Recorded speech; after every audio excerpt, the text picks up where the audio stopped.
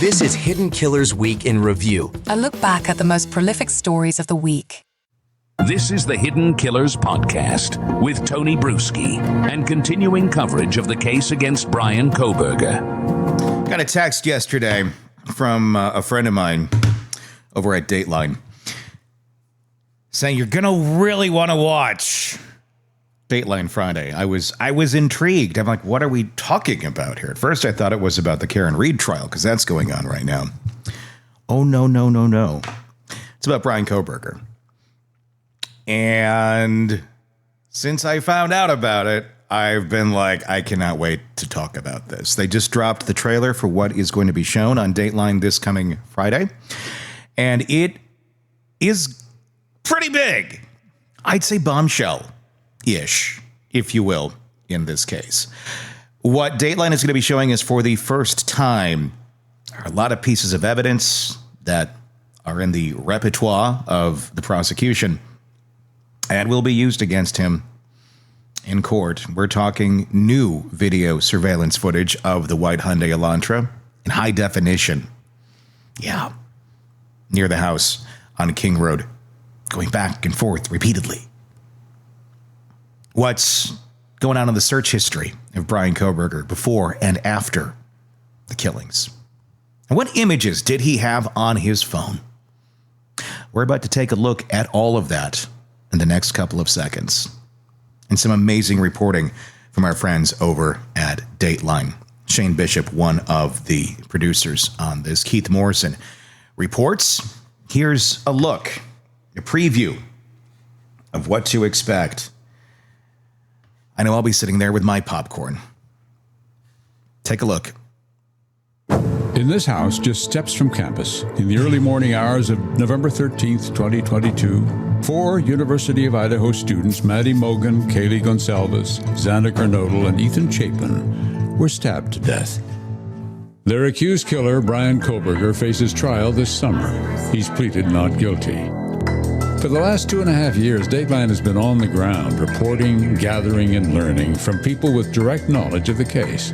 We've obtained things that have never before been seen publicly, like these security videos from a camera on a house near the murder scene, videos that show a white sedan, a car that investigators believe was driven by Bryan Kohberger making repeated passes of the King Road house that night before the murders. With evidence like this and our reporting, we have assembled a timeline for the weeks, months, and days before and after the murders. Starting with a pool party Kohberger attended in July, just after he moved to the area in pursuit of his PhD in criminology. An exclusive interview with a woman who exchanged numbers with Kohberger, then did not return his text. You know, the universe intervened and for whatever reason just distracted me from further engaging in that interaction. We'll also reveal records from Kohberger's cell phone that are in the possession of law enforcement and Google searches regarding the serial killer Ted Bundy. We have also seen these. Dozens of photos in Kohberger's cell phone, browsing history, women from Washington State and the University of Idaho, including close friends of the King Road victims. DATELINE has also obtained records showing the details of what an FBI cell phone expert has claimed to be in the month before the murders, 23 occasions when Kohberger's phone connected to a cell tower, providing coverage to within 100 meters of the house at 1122 King Road. And in the hours after the murders, details of the timing of phone calls Bryan Kohberger made to a phone linked to his parents just before the controversial selfie he took. And we'll talk to the mother whose daughter was supposed to be staying in the house the night of the murders, but a change of plans may have saved her daughter's life. How soon was it that you thought, my God, she was going to be there? I didn't think about that right away. Oh. All I could think about was the kids. Makes you sad too, doesn't it? It does.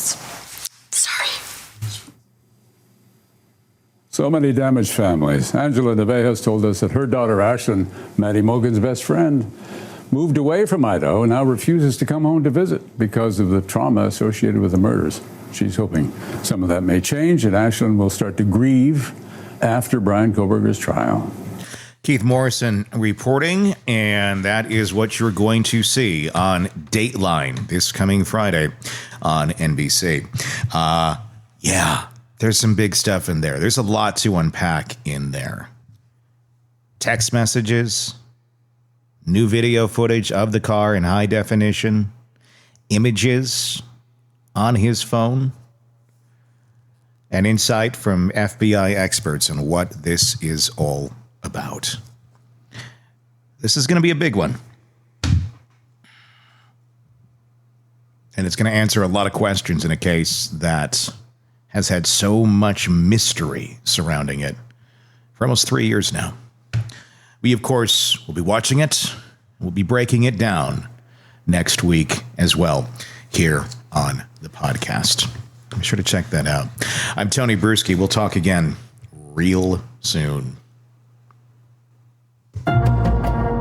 Craving non-stop true crime updates? Press subscribe now and get the latest cases, analysis, and expert commentary delivered straight to your feed. Only from the Hidden Killers podcast and True Crime Today.